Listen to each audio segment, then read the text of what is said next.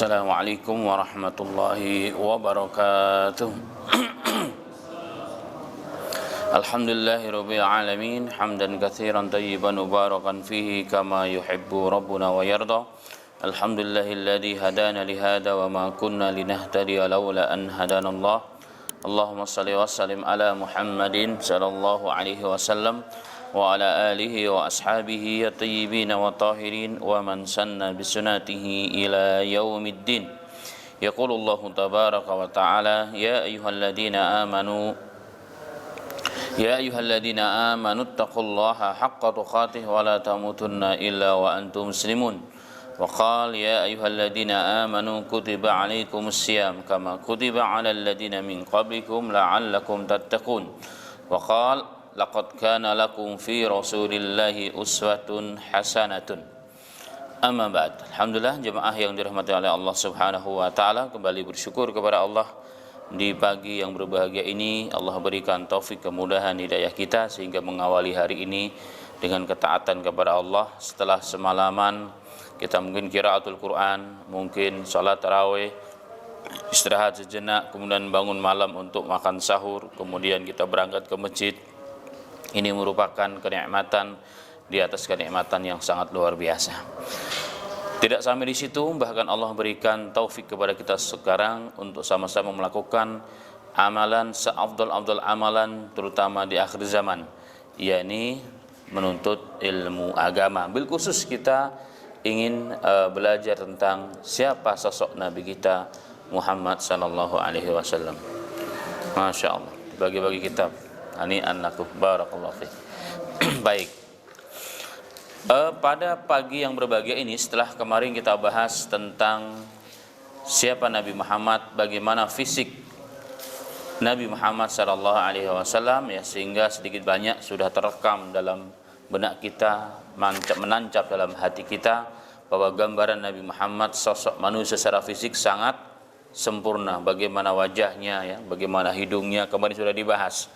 Kemudian pada poin yang bab yang kedua kita telah bahas juga bil khusus membahas tentang khususiyah Rasul, atau membahas tentang cap tanda kenabian Nabi Muhammad sallallahu alaihi wasallam yang di belakang punggungnya, yang lebih mengarah ke arah kiri. Kemarin sudah dibahas bagaimana bentuknya, bagaimana warnanya, tandanya dan seterusnya, dan ikhtilaf hadis tentang sifat dari khataman nubuwah tersebut. Tetapi kemarin sudah diberikan solusi bagaimana menyikapi perbedaan riwayat tersebut. Nah, pagi hari ini kita masuk pada bab yang ketiga tentang babu ma jaa fi sya'ri Rasulillah sallallahu alaihi wasallam. Bab yang membahas tentang rambut Nabi Muhammad sallallahu alaihi wasallam. Dalam bab ini ada 8 hadis. Tetapi sebelum kita masuk kepada bab, ya, ada satu hal yang perlu diangkat yang sering dibahas adalah nanti pada hadis yang 8 hadis ini akan diterangkan bagaimana sifat rambut Rasulullah, panjangnya secara khusus, ya, tentang Nabi Muhammad sallallahu alaihi wasallam, atau rambutnya Nabi Muhammad sallallahu alaihi wasallam. Nah, sebelum kita masuk ke sini, ada bahasan ulama yang sering diangkat tentang apakah menirukan gaya rambutnya Rasulullah itu termasuk sunnah. Sekali lagi pertanyaannya, apakah menirukan gaya rambutnya Rasulullah sallallahu alaihi wasallam, mungkin panjangnya, ya, dan seterusnya, itu termasuk sunnah Rasulullah sallallahu alaihi wasallam ataupun tidak. Dalam hal ini para alim ulama berbeda pendapat. Pendapat yang pertama, saya balik, ya, pendapat yang banyak ulama kontemporer, ya, yang menyikapi hal tersebut, bahwa mengikuti gaya rambutnya Rasulullah bukan sunnah, karena itu kebiasaan orang-orang Arab di zaman itu. Jadi dianggap sebagai adat istiadat biasa, tidak sunnah. Yang kedua adalah sunnah. Jika kita mengikuti niat mengikuti Rasulullah dan melaksanakannya karena Allah. Kenapa? Karena rambut pun masuk dalam firman Allah yang tadi saya bacakan. Laqad kana lakum fi Rasulillahi uswatun hasanatun liman kana yarjullaha wal yawmal akhir wa dzakarallaha katsira. Laqad kana lakum, sesungguhnya bagi kalian pada diri Rasulullah sallallahu alaihi wasallam terdapat suri tauladan, role model yang terbaik. Bukan hanya baik, bahkan terbaik, termulia. Nah, Imam Ibnu Katsir mengatakan hadis ayat ini adalah asas yang paling pondasi, asas yang paling kuat untuk bertaasi, untuk menjadikan Rasulullah sebagai suri tauladan kita pada segala kondisinya, perkataannya, perbuatannya, bahkan halnya, keadaan Nabi Muhammad SAW. Dan keadaan rambut termasuk bagian dari ini. Ini yang pertama. Yang kedua, hadisnya cukup banyak sekali ya. Hadisnya cukup banyak tentang hal ini yang kita akan bahas. Di sini minimal ada 8 hadis. Minimal 8 hadis ini bukan hanya 8 hadis, masih banyak sebenarnya dalam kitab-kitab yang lain, tapi kita merujuk kepada bahasan kitab ini hanya 8 hadis pada kitab ini. Baik. Kemudian alasan yang ketiga, jika kita kembali kepada definisi sunnah. Definisi sunnah, ittifaq ulama mengatakan bahwa sunnah itu adalah manusiba ila Rasulillah sallallahu alaihi wasallam minal aqwalin wa af'alin wa ahwalin au sifatin dan seterusnya. Segala sesuatu yang dinisbahkan kepada Rasulullah, baik itu perkataannya, perbuatan, sifatnya, dohirnya, banda batinnya, termasuk ciptaan semula jadi itu sifat Rasulullah, maka itu adalah sunnah. Maka kesimpulannya, jika kita pada pendapat yang kedua ini, jika kita mengikuti gaya rambutnya Rasulullah dengan 2 catatan, ikhlas menghadap ridha Allah, yang kedua niat mengikuti sunnah Rasulullah, maka itu menjadi perkara yang sunnah. Nah, disinilah nampak sekali tentang faidah niat. Kan salah satu manfaat niat itu apa sih? Untuk membedakan antara antara kebiasaan, aktivitas biasa dengan ibadah. Contoh, kita makan dan kita minum itu adalah keperluan hidup. Aktivitas yang tidak terpisahkan dari kehidupan seorang manusia, baik dia muslim atau non muslim. Kalau aktivitas seorang yang bukan muslim, ya aktivitas biasa. Makan hanya sekedar karena keperluan perut, lapar maka dia makan, minum karena dia haus. Tapi seorang muslim tidak sampai di situ, enggak sebatas itu. Karena makan dan minum bagi seorang muslim, dia adalah bukan hanya aktivitas biasa, bukan hanya rutinitas biasa, bukan hanya kebiasaan dan keperluan hidup, bahkan lebih dari itu, ia bisa berubah menjadi ibadah. Karena ibadah ada 2, ibadah yang bersifat khusus, perintahnya tetap, semua detail ya, seperti sholat, rukunnya, waktunya, bacaannya, dan ada perintah ibadah yang bersifat ghairu mahdhah yang tidak khusus, tapi asasnya ada dalam agama. Contoh makan tadi, kulu washrabu wala tusrifu, Allah mengatakan makan dan minumlah tapi jangan berlebihan. Maka makan dan minum adalah perintah Allah. Maka ketika kita makan ya, ketika kita makan itu perintah agama Allah, apalagi makannya sahur. Selain perintah Allah, perintah Rasul, tasaharu fa inna fi suhuri barakah. Hadisnya sahih, makan sahurlah karena pada makan sahur itu terdapat keberkatan. Sehingga makan saja itu merubah nilai makan menjadi ibadah kepada Allah, dengan catatan karena Allah dan mengikuti sunnah Rasulullah. Apa di antaranya? Makan dengan duduk, makan dengan tangan kanan, makan dengan langsung dengan jari-jari. Itulah sunnah Rasulullah SAW. Nah, apalagi rambut. Makanya tidak ada satu kitab hadis pun di dunia ini kecuali ada bab khusus tentang bab seperti ini. Walaupun mungkin babnya tidak khusus bab sebagaimana Imam Tirmidzi, tapi masuk dalam kategori hal-hal yang terkait dengan Rasulullah tentang rambut dan seterusnya. Ya, maka kesimpulan yang terakhir bahwa dalam pendapat ini minimal ada 2. Ada yang mengatakan ini mengikuti gaya rambutnya Rasulullah tidak sunnah, adat istiadat, kebiasaan ya kan. Sama halnya dengan pakaian. Kata sebagian orang pakaian panjang gamis itu bukan sunnah, biasa orang Arab itu. Orang Arab ya. Tetapi kalau kita melihat kepada makna yang tadi yang saya telah sampaikan, maka juga sama. Kalau kita berpakaian panjang, pakai gamis, pakai baju putih, hanya sekedar gaya-gayaan, tidak dapat pahala, dosa ya. Tapi kalau niatnya ini perintah agama, ini sunnah Rasulullah, maka berubah menjadi pahala. Karena tidak ada satu kitab pun membahas, kecuali membahas khusus tentang babul libas, tentang bab berpakaian. Termasuk juga ini tadi, Syama'il At-Tirmidzi, dibahas khusus tentang masalah rambut ini. Dan itu menunjukkan bahwa masalah rambut ada perkara besar, punya eksistensi dalam Islam. Ianya adalah berubah, ianya adalah sunnah, bagian dari sunnah Rasulullah Shallallahu Alaihi Wasallam. Baik jika yang mampu untuk mengikutinya. Nah, kita akan lihat nanti bagaimana rambutnya Rasulullah Shallallahu Alaihi Wasallam. Ya, jika kita mampu mengikutinya, menjalankan dengan cara yang benar, maka insya Allah berubah menjadi pahala.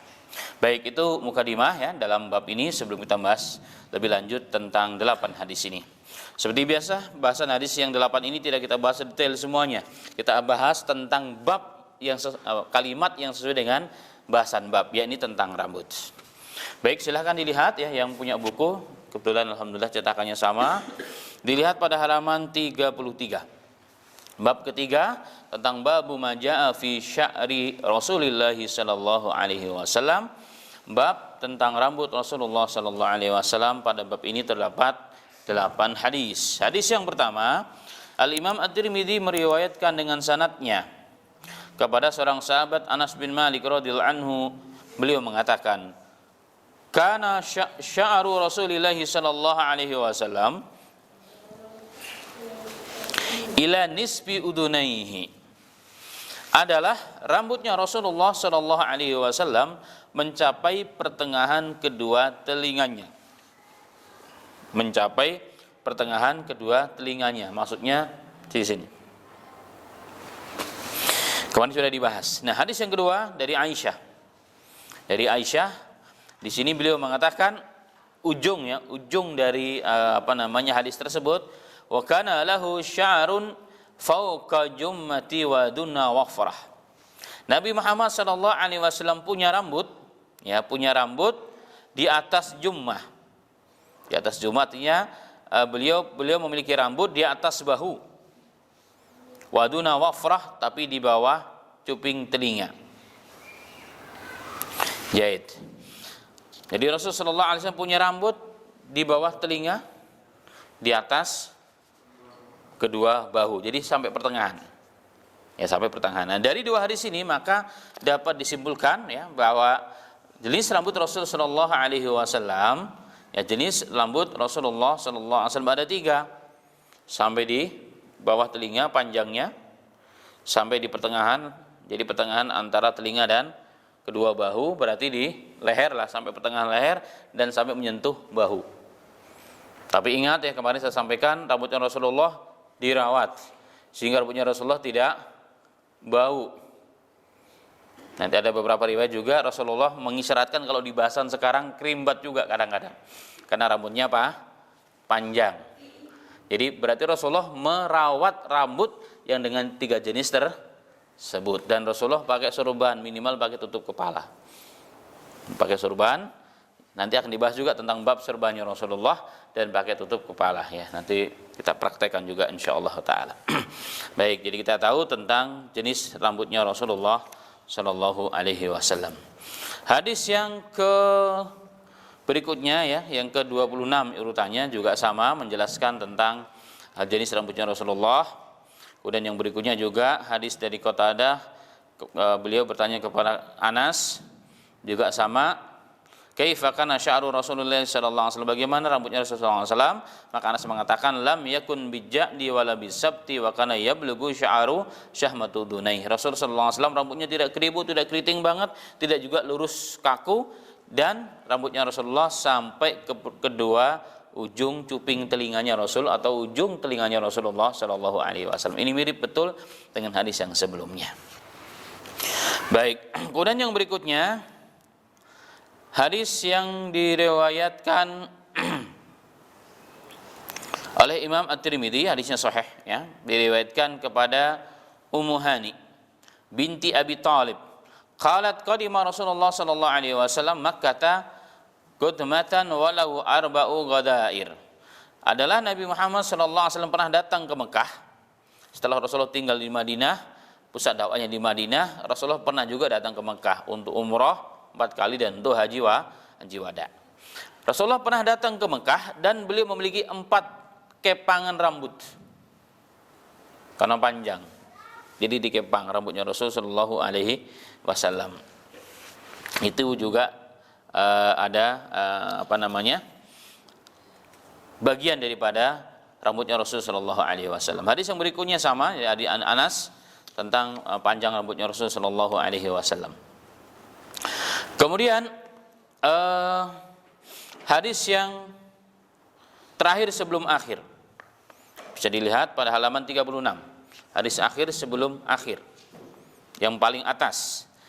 Al-Imam At-Tirmidzi meriwayatkan dengan sanadnya kepada Abdullah bin Abbas. Dan hadis ini juga diriwayatkan dalam Sahih Bukhari dan Muslim. Dari Abdullah bin Abbas, anna Rasulullah sallallahu alaihi wasallam kana yasdilu sya'rahu wa kana al-musyrikuna yafriquna ru'usahum. Wa kana ahlul kitabi yasdiluna ru'usahum wa kana yuhibbu muwafaqata ahlil kitab fi ma lam yu'mar fihi bi syai'. Summa farraqa Rasul sallallahu alaihi wasallam ra'sahu. Adalah Rasul sallallahu alaihi wasallam kana yasdilu sya'rahu. Rasul sallallahu alaihi wasallam membiarkan rambutnya, menggerai rambutnya ke bawah dulu. Kemudian adalah orang-orang musyrik yafriquna rusahum, orang-orang musyrik ya di sini mereka membelah rambutnya. Rambutnya menjadi 2 kalau nyisir. Membelah tengah begini. Begitu dulu di zaman Rasul sallallahu alaihi wasallam. Bahkan ahlul kitab yasdiluna rusahum. Kemudian orang-orang ahlul kitab mereka meluruskan rambutnya, menggerai rambutnya, diturun ke bawah. Dan Rasulullah suka meniru kebiasaan orang-orang musyrik, ahlu kitab maksudnya, suka meniru ahlu kitab Yahudi ataupun Nasara selagi tidak ada larangan dari agama. Jadi Rasulullah biasa mengikuti ahlu kitab jika tidak ada larangan dari agama. Biasanya tidak terkait dengan akidah. Summa farraqa Rasulullah SAW ra'sahu. Tapi kemudian Rasulullah membelah rambutnya menjadi 2. Jadi kalau pas lagi sisiran Rasulullah dibelah rambutnya begitu. Mungkin bapak-bapak ya kalau berjumpa dengan para teman-teman ya, kalau di Pakistan sana para mujahidun ya, mereka rambutnya panjang-panjang biasanya. Orang-orang mujahid terutama lagi musim dingin, rambutnya toleban itu panjang-panjang bapak-bapak sekalian. Dan biasanya belahnya begitu kalau sebelum pakai sorban. Karena kenapa? Mereka ternyata ngikutin hadis-hadis yang seperti ini. Baik, jadi Rasulullah sisiran juga ya, Rasulullah bukan tidak sisiran, dibelah rambutnya. Kemudian pakai poci dan dililit dengan sorban. Hadis yang terakhir. Hadis ini juga diriwayatkan oleh Imam At-Tirmidzi dengan dalam sunannya dan lain sebagainya, hadis sahih. Juga sama diriwayatkan kepada Ummu Hani. Qalat ra'aitu Rasulullah sallallahu alaihi wasallam dadafa ila arba. Rasulullah punya kepangan rambut 4. Dikepang rambutnya. Tapi ada beberapa riwayat hukum mengkepang rambut dalam sholat. Nanti ada bahasan, sebagian ulama mengatakan makruh. Makruh harusnya dilepas. Tetapi boleh dilakukan seperti itu jika tidak tasabbuh dengan perempuan. Jika di satu tempat itu anggapan itu adalah perempuan, kebiasaan perempuan, maka jangan dilakukan ya, jangan dilakukan. Ini catatannya. Baik, nah dari 5 hadis ya, dari 8 hadis dapat disimpulkan yang pertama, 8 hadis tersebut membahas tentang sifat rambut Rasulullah SAW dari sisi panjangnya. Dari sisi panjangnya ternyata Rasulullah punya 3 jenis rambut, sampai di cuping ya, kemudian sampai di pertengahan, kemudian sampai di menyentuh bahu.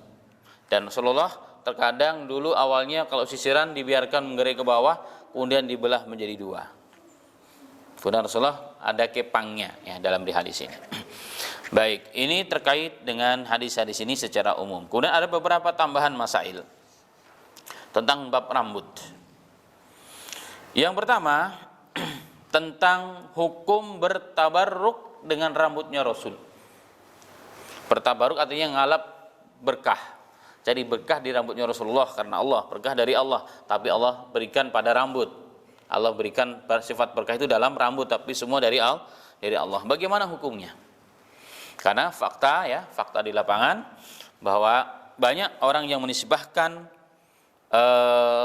mempunyai rambut Rasul Shallallahu Alaihi Wasallam, dan orang berdatangan berduyun-duyun untuk melalap berkah, termasuk di beberapa museum ya, di beberapa museum, bahkan termasuk di Turki, ya, di India, di Pakistan, bahkan di Jawa Timur pun ada, namanya Museum Joko Tingkir. Pernah dengar bapak-bapak?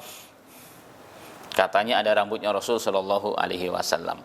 Apa sesungguhnya hukum bertabaruk dengan rambutnya Rasulullah jika benar?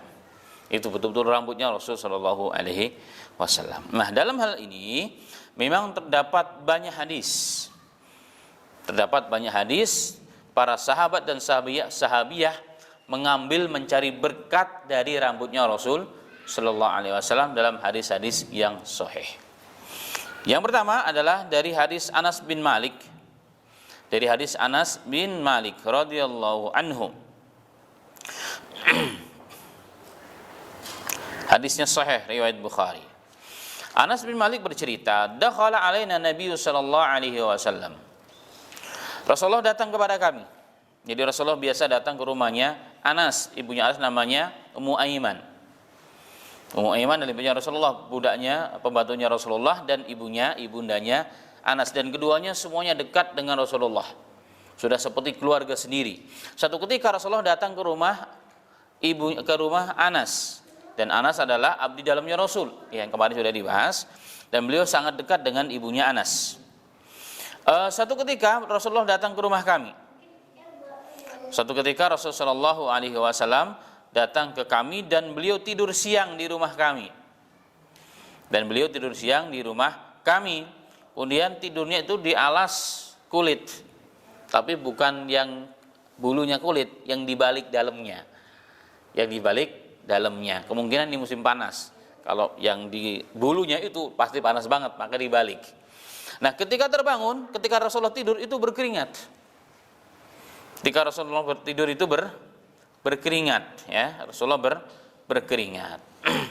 Kemudian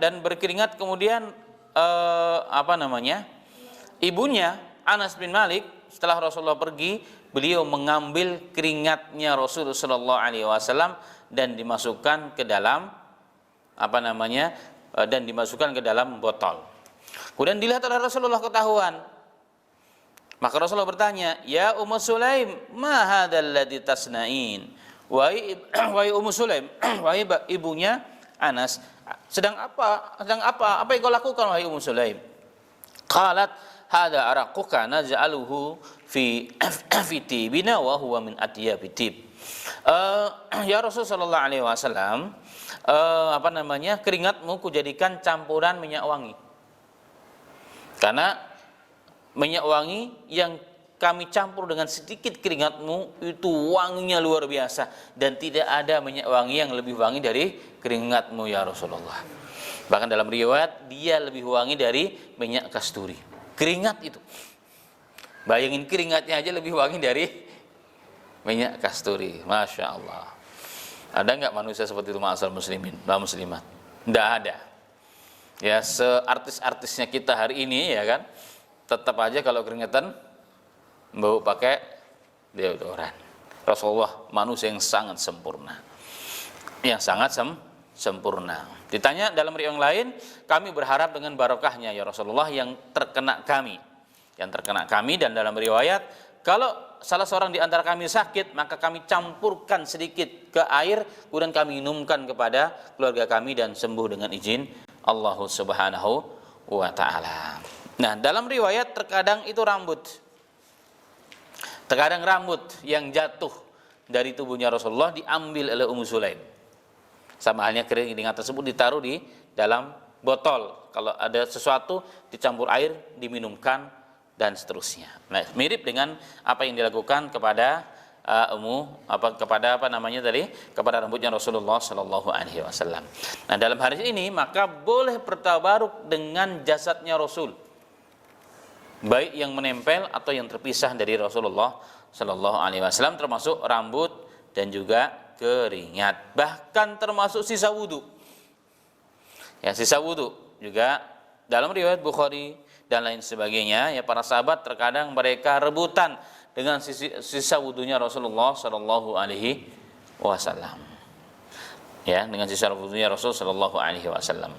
Sehingga para ulama mereka mengatakan ittafaqal ulama'u ala masyru'iyyati tabarruk bi atharin Nabi sallallahu alaihi wasallam wa awrada ulama'u sirah wa syama'il wal hadisi wa akhbaran katsiratan tamatsalu tabarruk sahabal kiram radhiyallahu anhum bi anwa'i muta'addidah min atharihi sallallahu alaihi wasallam. Dalam satu kitab mausu'ah fiqhiyah cetakan Kuwait, ya, ensiklopedia namanya Fikih yang cetakan Kementerian dari Kuwait, besar sekali. Disebutkan bahwa ulama berittifaq, bersepakat disyariatkannya ngalap berkah dari bekas fisiknya Rasulullah sallallahu alaihi wasallam.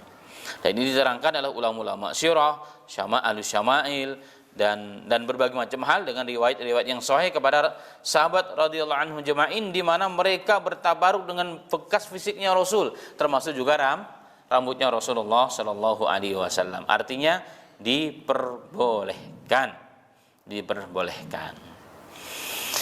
Dalam beberapa riwayat Rasulullah SAW pernah berhaji. Masih pernah ingat ya, ada kisah haji umrahnya Rasul. Rasulullah pernah umrah. Dalam riwayat haji juga pada saat umrah Rasulullah SAW tahallul, menjungkur rambut ya dari sebelah kanan, dan rambutnya dibagi-bagi oleh para sahabat. Salah satu di antaranya yang punya rambutnya Rasulullah dalam riwayat sahabat yang sahih adalah pedangnya Allah dan Rasulnya. Siapa? Al-Khalid bin Walid, orang yang tidak pernah terkalahkan. Satu ketika dalam satu peperangan beliau sibuk nyari topinya. Di mana topiku? Jadi topinya jatuh, pecinya jatuh. Dicari, kenapa ya? Kan peci kamu peci sudah nggak berharga, buruk, ganti aja yang baru. Kenapa? Oh, bukan masalah peci buruknya, tetapi di dalam peci itu ada selipan rambutnya Rasulullah. Setiap aku perang nggak pernah terkalahkan, nggak pernah kalah. Asbab rambut itu, kata Al-Khalid bin Walid. Nah, dari kisah itu banyak sahabat yang menyimpan rambut, ya, turun-temurun diberikan kepada anak cucunya. Tetapi ini hanya terjadi dan khusus untuk Rasulullah, karena tidak ada riwayat selain Rasulullah SAW. Sahabat yang muda tidak pernah menyimpan rambutnya Abu Bakar, tidak pernah menyimpan bekas-bekasnya Umar, Utsman dan Ali. Para tabi'in juga demikian, tidak pernah menyimpan benda-benda yang kayak seperti itu dari kalangan para sahabat. Tabi'in juga demikian, tidak pernah melakukan untuk yang atasnya dan seterusnya. Sehingga para ulama mengatakan dengan fakta yang seperti ini, maka dimungkinkan bahwa tabaruk yang dimaksud dalam hadis-hadis ini sesungguhnya hanya diperbolehkan untuk Nabi. Ini khususiyahnya Nabi Muhammad sallallahu alaihi wasallam. Bahkan boleh dilakukan setelah Rasulullah meninggal dunia, nggak ada masalah jika itu memang benar betul-betul dari Nabi Muhammad sallallahu alaihi wasallam. Dan hal ini banyak dinyatakan oleh para alim ulama, para alim ulama kita, ya, termasuk yang kontemporer Syekh Shalih Al-Utsaimin, ya, kibar ulama di Saudi Arabia dan seterusnya. Beliau mengatakan kana sahabatu yatabarrakuna bi arkin Nabi sallallahu alaihi wasallam, yatabarrakuna bi riqihi wa yatabarrakuna bi thiyabihi wa yatabarrakuna bi sya'rihi wa amma ghairuhu sallallahu alaihi wasallam fa innahu la yatabarrak bi syai'in min hada minhu. Para sahabat radhiyallahu anhum jema'in dahulu mereka bertabarruk, mengalap berkah dari dari keringatnya Rasul, dari liurnya Rasul, ya, dari pakaiannya Rasul, dari rambutnya Rasul dan lain sebagainya, tetapi tidak dilakukan kepada selain Rasulullah sallallahu alaihi wasallam. Karena keringatnya selain Rasulullah semua pasti asam. Ya, liurnya selain Rasulullah pasti bau, ya, tidak seperti Nabi Muhammad sallallahu alaihi wasallam, manusia yang sangat sempurna dan dijaga oleh Allah. Kemudian muncul pertanyaan, kan bertabaruk dengan rambutnya Rasulullah, apakah rambut Rasulullah itu masih ada sampai sekarang? Itu jadi pertanyaan. Ya, masih adakah rambut Rasulullah Shallallahu Alaihi Wasallam? Jika kita membahas tentang bab ini, maka jelas dalam Islam, apalagi sesuatu yang terkait dengan diri Rasulullah, perkataannya, perbuatannya, apalagi bagian daripada jasadnya Rasulullah, maka wajib harus diperkuat dengan adanya sumber sanad yang jelas. Jadi saya punya rambut, kalau saya mengaku ini rambutnya Rasulullah, wajib saya menerangkan sanadnya yang benar. Kalau tidak, berarti saya telah berdusta kepada Rasul. Telah berdusta kepada Rasul, dan itu haram, ya, sangat luar biasa, apalagi sampai orang menjadikan hal tersebut di luar daripada kebiasaan manusia. Kenapa? Karena sanad itu adalah bagian dari agama. Al-isnadu minad-din walau lal isnadu laqala ma syaa ma syaa. Sanad itu bagian dari agama. Kalau bukan karena sanad, niscaya orang akan mengklaim sesuka hatinya. Itulah perbedaan antara Islam dengan yang lain. Dalam Islam, sekecil apapun barang yang dinisbahkan kepada Rasulullah, perkataan kepada Rasulullah dianggap, oh ini sunnah, ini bukan sunnah, itu bisa ditelusuri kebenarannya dan keasliannya dengan apa? Dengan ilmu hadis. Itulah sanad, apalagi dari bagian dari rambutnya Rasulullah Shallallahu Alaihi Wasallam. Nah, karena gitulah maka ada seorang ulama, ya, seorang ulama pakar di bidang athar nabawiyah, bekas-bekas peninggalnya Rasulullah, Syekh Ahmad Basa Taimur rahimahullah taala. Beliau mengatakan, fama saha min sya'aratil lati tudawwiluha an-nasu ba'da dzalik fa inna ma wasala ilaihi mimma qasama baina ashabi radhiyallahu anhum ghairu anna su'ubata fi ma'rifati sahihiha min zaifiha. Beliau mengatakan, tak satu pun riwayat yang valid yang bersambung kepada Nabi Muhammad sallallahu alaihi wasallam tentang rambut yang tersebar hari ini di mana-mana. Ya, tidak bisa diyakini. Yang ngaku ini rambutnya Rasulullah, ini sanadnya benar apa enggak? Karena harus dinyatakan sanadnya. Ya, memang Rasulullah pernah membagi-bagikan rambutnya Rasulullah kepada sahabat, itu oke, ada hadisnya sahih. Tapi yang sampai hari ini yang kita lihat di beberapa tempat di dunia ini, benarkah itu dari Rasulullah? Itu perlu di cross check ulang. Kenapa? Karena hal yang sangat susah untuk membuktikan hal tersebut jika tidak ada yang bertanggung jawab terhadap sanadnya. Itu harus, ya, kalau kita mengatakan ini rambutnya Rasulullah. Tapi kalau kita masih ragu, kata orang, ya kan, baru kata orang katanya ini rambutnya Rasulullah. Kenapa katanya? Karena kita sendiri juga memang melihat, ya. Tapi apakah benar ini kepada Rasulullah Sallallahu Alaihi Wasallam? Nah, ini yang perlu dipastikan dan dibuktikan, ya. Kalau memang ada sam'an wa ta'atan, ya, kita taat dan kita tunduk terhadap hadis-hadis yang tadi telah dibahas di atas. Baik. Syekhul Islam Ahmad Harrani rahimahullah taala pernah mengatakan, kana ahlul madinati lama qadima alaihim nabiy sallallahu alaihi wasallam fil barakatihi lama amanu bihi wa ata'uhu wa bi barakatihi dzalika hasala lahum sa'adatud dunya wal akhirah. Dahulu orang Madinah ketika kedatangan Rasulullah tambah berkah dalam hidup mereka. Madinah dulu kota paling banyak penyakitnya. Datang Rasulullah, penyakitnya pun hilang. Yang ada keberkatan. Ketika mereka beriman dan taat lagi dengan sunnah-sunnahnya, menjalankan sunnahnya, maka mereka mendapatkan kebahagiaan dunia dan juga akhirat. Bal kullu mu'min amana bir rasul wa ata'uhu hasalalahu min barakatir rasul bisababi imanihi wa ta'atihi min khairid dunya wal akhirah ma la ya'lamuhu illallah. Bahkan setiap muslim yang beriman kepada Allah, taat kepada Rasulullah, dia pasti mendapatkan barokah Rasul. Dengan sebab apa? Iman dan ketaatannya tadi, kebaikan dunia dan akhirat yang tidak diketahui kecuali Allah Subhanahu wa taala. Artinya mengamalkan sunnah itu jelas. Kita bisa mendapatkan rambutnya Rasul. Apalagi keringatnya Rasul sudah pasti habis sekali. Iya kan? Sudah pasti habis. Tetapi tidak berarti kehilangan berkah dari Rasulullah jika kita mengamalkan sunnahnya. Ya, iman dengan keimanan yang benar kepada Nabi Muhammad sallallahu alaihi wasallam. Itulah catatan ya kedua dalam bahasan ini. Baik, catatan yang berikutnya adalah tentang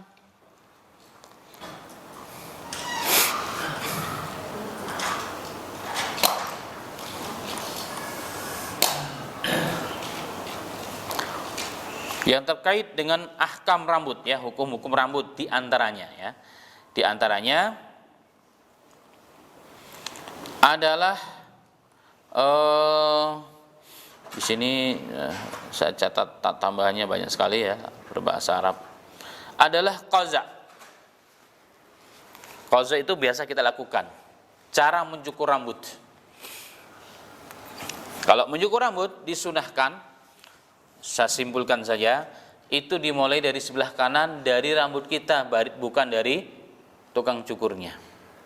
Kalau cukurnya kan menghadap ke kita, dia akan mulai sebelah sini. Kalau sebelah kanan, jadi memulai sesuatu yang baik dari sebelah kanan. Karena hadisnya dari hadis Aisyah adalah Rasulullah SAW kalau memulai hal yang baik dimulai dari kanan minimal dengan Bismillah. Nah kalau kita mau cukur, maka bilang ke abangnya, bang, tolong dicukur anak saya atau saya dari sebelah kanan anak saya atau kanan kepala saya, bukan kanan kepala bapak.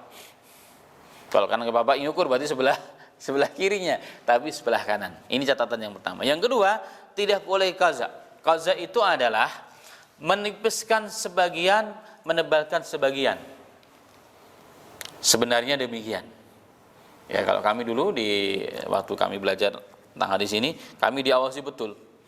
Ya santri-santri pun kita anjurkan demikian ya. Usahakan kalau potong rambut itu rata.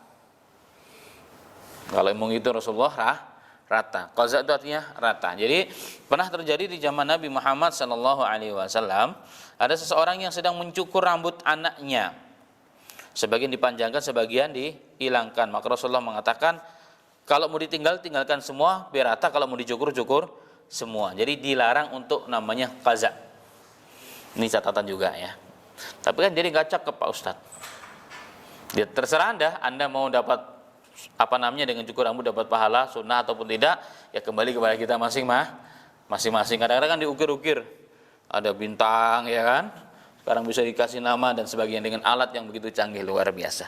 Kalau begitu sunnah Rasulullah begitu caranya, rata, cukurnya rata. Ini salah satu catatan dalam bab rambut. Masih banyak sebenarnya. Kemudian dalam beberapa riwayat dalam kitab Fikih Sunnah diterangkan tentang bab sunan-sunan fitrah, dan diriwayatkan di situ, barang siapa yang punya rambut fa'akrimu, maka jagalah dan rawatlah. Saya dan antum atau mungkin bahkan istri kita punya rambut, maka siapkan sesuatu untuk merawat rambut. Kenapa? Karena rambut itu bagian dari nikmat Allah. Itu keindahan, apalagi seorang perempuan, maka harus dirawat.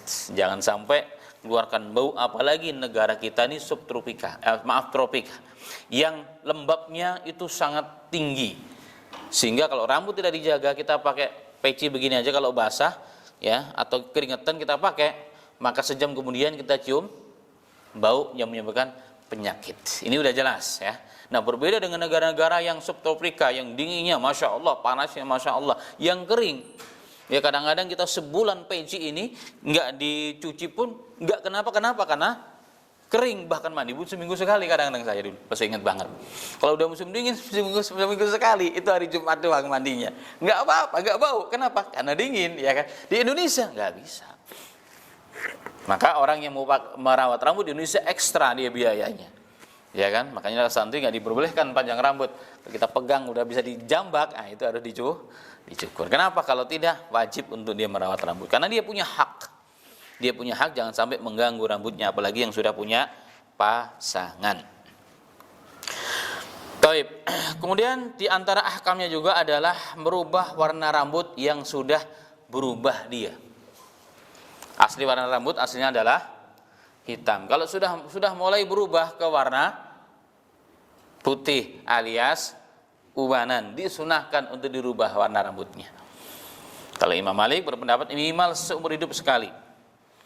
Jenggotnya kah atau rambut kepalanya kah yang sudah berwarna warna selain hitam, maka disunahkan dan dihindari warna yang hitam. Boleh warna yang lain. Kalau belum ubanan, bagaimana kalau dikasih warna? Perintah Rasulullah itu kalau sudah berubah warna rambutnya, itu yang disemir, bukan dicat. Tetapi ya karena dicat itu ketika kita wudu atau kita mandi besar tidak sampai kepada rambutnya, terhalangi dia. Ya, maka bolehnya disemir atau dipacar kalau zaman dulu orang kampung ya. Di sekarang disemir, alhamdulillah macam-macam sudah warnanya. Boleh enggak satu kepala warnanya 4? Merah gitu kan, kuning, hijau. Ditanya, emang kepala bapak pelangi? Gitu jawabnya. Ya, warnanya satu ya, warnanya satu. Nah, kalau saya lihat kepada ulama-ulama ya, ulama-ulama itu banyak yang warnanya agak merah-merah, agak kuning-kuning dikit begitu. Baik. Dan berarti dijaga tentang rambut ya, rambut, jenggot dijaga dan juga disisir, ada hadisnya juga, disisir dengan baik, dirawat, itu bagian dari hak daripada hal tersebut. Dalam hadis Sahih Bukhari diriwayatkan bahkan dari Aisyah, kuntu atyabu nabi sallallahu alaihi wasallam bi atyabi ma yajidu hatta ajidu bi biditi bi firasihi wa lihiyatihi. Jadi Aisyah biasa mewangi rambutnya Rasul. Mewangi rambutnya Rasulullah dikasih minyak wangi. Kasih minyak wangi atau sesuatu lah. Ya, kalau sekarang bisa semprotan dan seterusnya silahkan. Artinya itu bagian dari syariat. Laki-laki. Kalau perempuan bagaimana? Perempuan jangan pakai minyak wangi yang kuat aromanya ketika dia keluar dari rumahnya. Karena aroma wangi yang sangat kuat itu kalau tercium oleh laki-laki itu menimbulkan syahwat.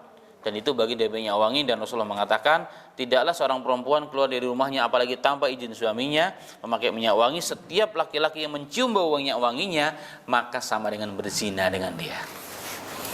Enggak diperbolehkan. Loh, berarti bau-bau dong? Enggak, bukan berarti bau. Ya, kan ada minyak wangi yang tidak berbau. Maka cirinya berwarna tapi tidak berbau, beda dengan laki-laki. Maka di antara tugas atau kewajiban kita yang punya rambut mengasih minyak wangi atau merawatnya dengan vitamin dan juga semacam kerimbat dan seterusnya, dan juga menyisirnya. Tapi bukan tiap waktu menyisirnya ya. Bukan tiap waktu, itu bagian daripada perawatan. Dan Aisyah pernah menyisir rambutnya Rasulullah, bahkan Rasulullah dalam kondisi i'tikaf dan beliau masih dalam kondisi haid. Rasulullah beriktikaf, Rasulullah mengeluarkan kepalanya, maka istrinya Rasulullah menyisir rambutnya Nabi Muhammad SAW. Ingat, istrinya Rasulullah itu masih muda-muda, dan beliau kalau diukur dengan kehidupan kita hari ini, beliau sudah tua. Sudah tua ya, sudah 50 bahkan 60-an sudah, tapi masih disisir oleh pasangannya. Mesra sekali, harmonis sekali kehidupannya. Kalau kita sekarang, Mi tolong dong sisir, wah udah kakek ini sisir segala. Nyisir mah untuk cucu kan begitu. Padahal enggak, itu dicontohkan oleh Rasulullah, disisir sekali-kali. Subhanallah. Itu nikmat yang punya pasangan yang dekat Ustaz ya. Kalau jauh ya nanti kalau pulang ke rumah aja. Itu bagian dari hak rambut.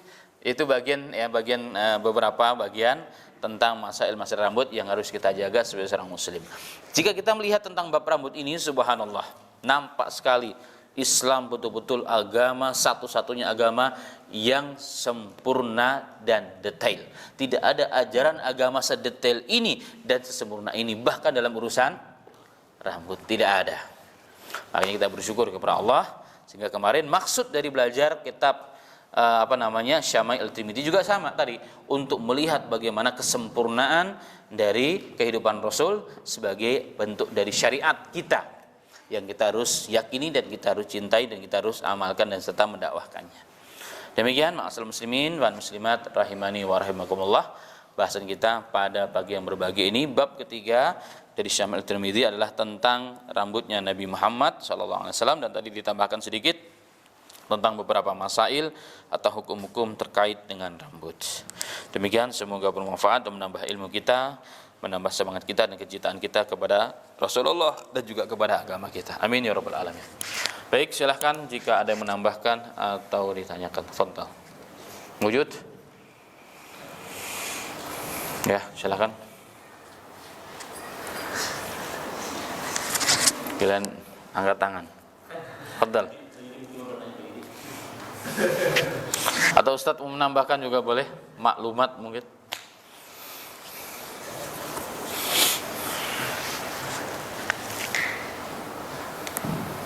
Bagaimana kalau kita takut belum sampai berubah dan meninggal, jadi mewarnain sekarang?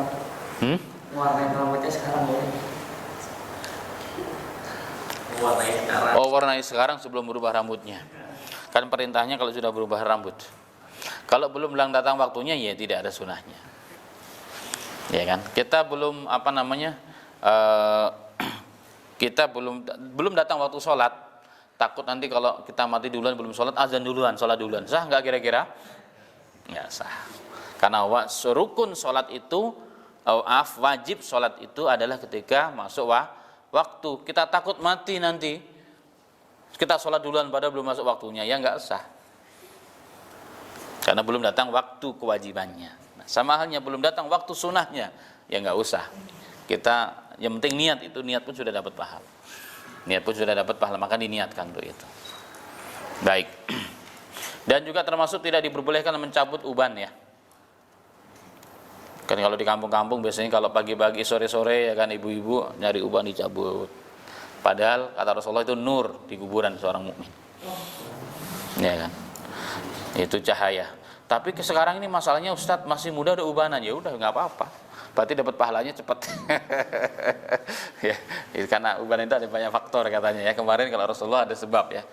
Kalau sekarang ini karena faktor X ya. Perubahan dunia, alam semesta, makanan dan pola kehidupan kita. Mangga silakan. Oh, tentang uban. Oh, berarti sama ya. Alhamdulillah ya. Jadi tidak boleh mencabut uban. Tapi saya malu, saya kan maunya kelihatan muda terus. Bahkan dalam hukum ya, menyemir rambut itu dengan warna hitam nggak boleh, kecuali dalam kondisi perang. Tapi perangnya bukan kayak perang zaman sekarang, perang yang face to face, langsung berhadapan muka dengan muka. Kenapa alasannya kata ulama? Supaya mujahid Islam itu kelihatan gagah dan berani menghadapi musuh. Tapi kalau kita orangnya sudah tua-tua, putih-putih, kata musuh, cemen lah. Sekali gentak langsung pasti pada jatuh. Tapi kok kita kelihatan masih muda-muda, gagah-gagah, itu tujuannya. Bagaimana kalau menyenangkan pasangan kita, biar istri kita tambah cinta terus? Kok suami saya kok muda melulu? Kenapa rambutnya nggak pernah putih? Tetap diharamkan. Berarti kita nipu istri kita. Tapi istri kita senang ditipu, Ustadz, masalahnya. Itu dia. Nah, itu masalahnya itu juga. Nggak diperbolehkan ya. Kalau mau dicat silahkan yang mungkin masih coklat, bolehlah merah coklat dan seterusnya. Itu diperbolehkan.